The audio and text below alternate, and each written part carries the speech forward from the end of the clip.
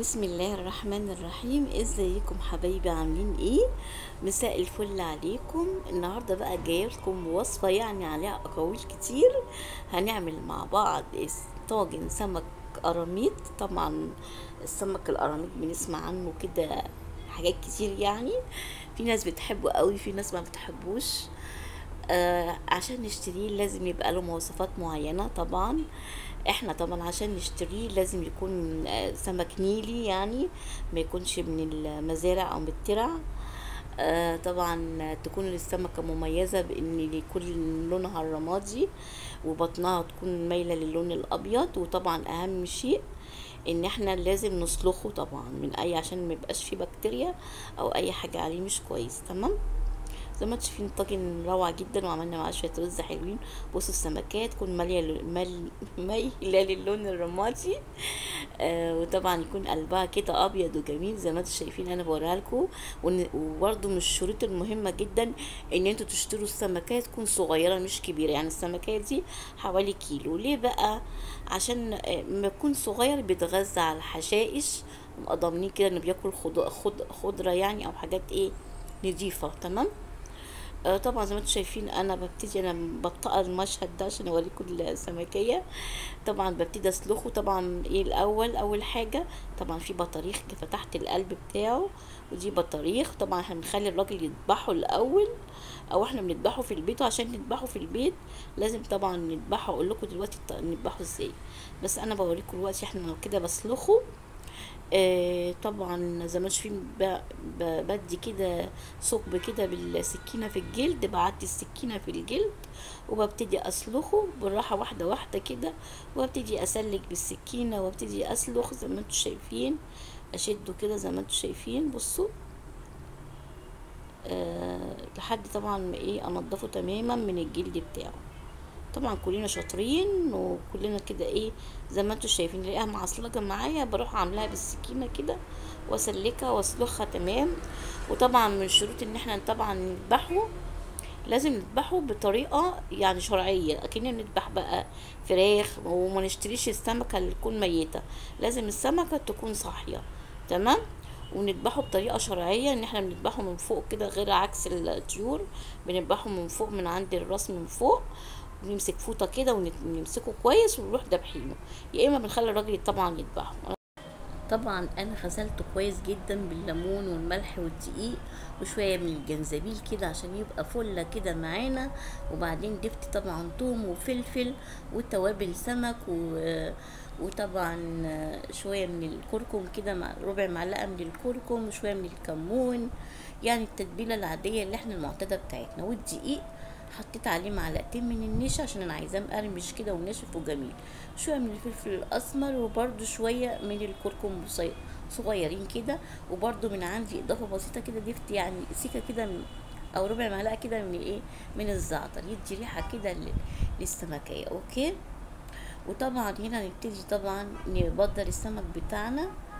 اللهم صل وسلم وبارك على سيدنا محمد وعلى اهله وصحبه وسلم. طبعا بدل زي ما انتوا شايفين هنروح نقليه. طبعا الزيت قدح معايا ونزلت بالسمكه بتاعتنا. ولازم من شروطه ان احنا لازم من شروط طريقته عشان يبقى روعه معانا وطعمه تحفه، لازم ننشف السمكيه كويس جدا. يعني تنشف وتحطم معانا في التحمير كده عشان يبقى لها طعم. لو عملناها طريه هتبقى مش لذيذه في الطاجن كده، تبقى مايعه كده، طعمها مش هيبقى حلو. تمام. وزي ما انتوا شايفين كده طبعا حمرناه طبعا بنقلبه كده وبتاع. تمام. والله بيبقى لذيذ جدا. في ناس مش بتحبه يعني عشان سمعته ما شاء الله، يعني سمعته سيئة شوية. بس والله العظيم هو جميل، احنا اتربينا عليه واهالينا يعني علمونا اكله، فاحنا طالعين بنحبه. حتى ولادنا ما بنرضاش طبعا نحكي اي اقاويل عنه وناكل لهم كده وايه، ونقول لهم ده جميل وبتاع وناكلهم يعني. تمام. وانا بعمله بكذا طريقه، ان شاء الله هعمله في طاجن فريك بعد كده معاكم باذن الله المره الجايه. طبعا اتحمر معانا وابتدينا ننشله. وهنحضر بقى الصلصة بتاعته الجميلة. هقول لكم هنعمل ايه.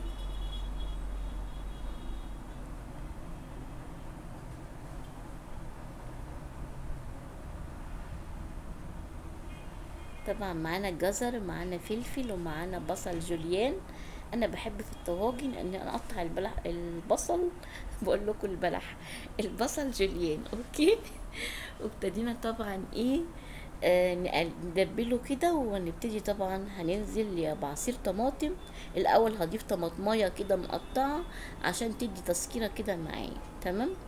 اول ما ادبل البصل طبعا نزلنا بشويه الطماطم زي ما انتم شايفين،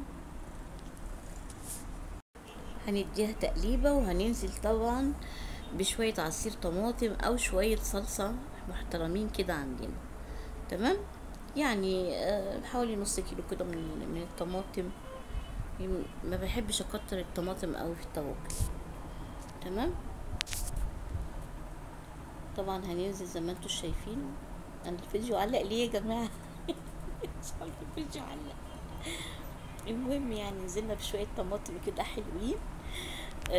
وابتدينا طبعا ايه، هنبتدي طبعا نديها غلوه كده، هي صلصه متصلصله، فيا دوبك هتدي غلوه معايا. وهنروح بقى للطاجن بتاعنا الجميل نعمله، تمام. ضفنا طبعا معلقه حلوه كده من خلطه تتبيله السمك عليها عشان تبقى الصلصه متبله زي السمك. هنا هنعمل الرز، طبعا بصلايه محمره بقى زي ما احنا عارفين، عملته معاكم كتير. وطبعا اول ما تحمر معانا كويس هننزل بقى ايه برضو بشويه معلقه كده صلصه عليها، يبقى ميكس ما بين الصلصه الرز الاحمر والرز البني، يبقى ميكس جميل كده انا بعمله على طول، تمام. وزي ما انتم شايفين هنبتدي طبعا ايه نقلب البصله بتاعتنا لما حمرت معانا. هننزل بصلصه طماطم او معلقه يعني طماطمايه او معلقه صلصه كده، ونبتدي ندي عيار الميه بتاعنا. ونبتدي طبعا ايه ننزل بالرز. اول ما يغلي غلوه هننزل بالرز بتاعنا، تمام.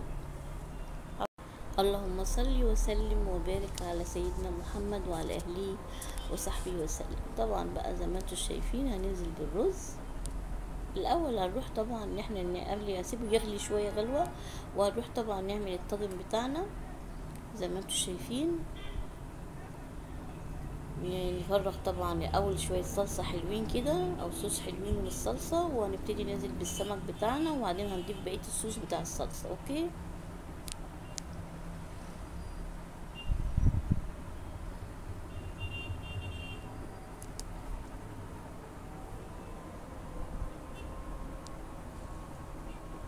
والله طاجن محترم واقتصادي شوية، يعني أسماك القراميط بتبقى في سعرها بيبقى منهود عن أي سمك تاني. وطبعا ضفنا شوية طبعا ليمون كده وفلفل من على الوش، وهنبتدي ندخله طبعا الفرن، هنغطيه وندخله الفرن. وهنروح بقى طبعا ايه نسقة الرز بتاعنا،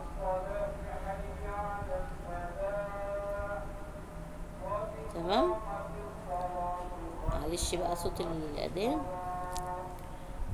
وبعدين هنبتدي طبعا ايه ان احنا نضيف طبعا معلقه بقى برضو من خلطه السمك، برضو بحب اضيف معلقه ومعلقه من الملح، وابتدي اغطي على الرز بتاعنا.